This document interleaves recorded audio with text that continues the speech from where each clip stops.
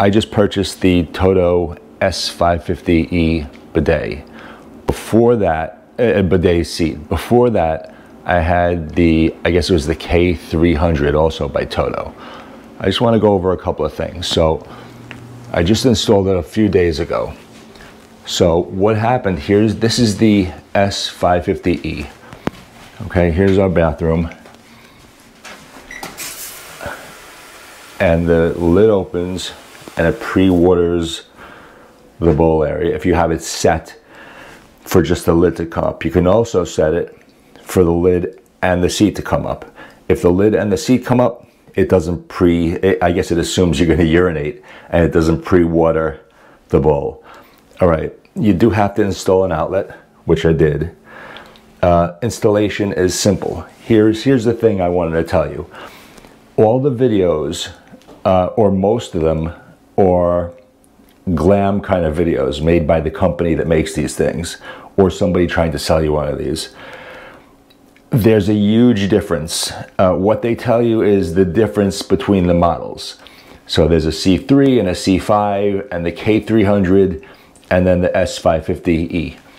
So I originally got the K300, and because the reason I got it is because they said the only difference between that one and the S550, the only difference is the fact that the lid opens by itself. Okay, and I wasn't planning on getting this, but what happened was they delivered the K300. I installed it, which is extremely easy. You can see a bunch of videos on how to do that. And when I opened it, after I installed it, this whole piece right here was cracked. I mean, like a big crack. I got it from Amazon. I was infuriated because I spent quite a while doing it. It was after work. It was late at night. And the last thing I felt like doing was sending it back, but I did. And there was a wait for that one, and there was no wait for this one.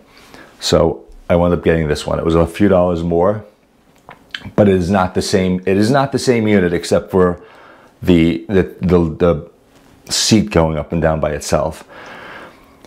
First of all, they both have, I guess they both now have that e-water, whatever that is, that's supposed to clean the inside. They both have water on demand. So in other words, there's no reservoir in this. This one is actually smaller. It was noticeably, it says in the dimensions maybe a ½ inch. This is noticeably lower. This looks more like a regular toilet seat than the other one did. The other one had a much higher back. The lights are different. I believe this has a blue light that shows it's sterilized, but the most important difference is this. Now they both come with a remote control, but the remote control difference is significant. This is all touch buttons. Now it's not working because I'm not sitting on it, and you have to sit down on it for it to know that somebody's on there. But this is all like light touch. This is swipe. You swipe it left, you swipe it right to increase or decrease this. Digital display on the back, and of course the open and close button. But this is a totally different remote, and it's a totally different experience. I didn't use that remote at all, but I did put the batteries in before I knew it was broken. And there are buttons, like you push a button here, you push a button there. I don't know if that's less likely to break than this, but this is just a much better, I hate to call it experience, but it is a much better experience. And it's something to use every day. We didn't mount it to the wall, probably not going to, because this is in our guest bathroom, and we have company. I'm just going to take this, turn this off, and put this away. And I don't want it up on the wall. But much different remote. Again, maybe the functions are similar, but the way you get to them, like nice, gentle taps, you know, just a much better, like I said, much better experience. I don't think there was digital display here either. And this makes it very intuitive how to change all the parameters. There's the energy saver mode. The energy saver mode on the other one, you needed like a PhD to figure out how to do it. The book was extremely complicated. This, you just go down to energy saver, you push select, and then you can set it however you want.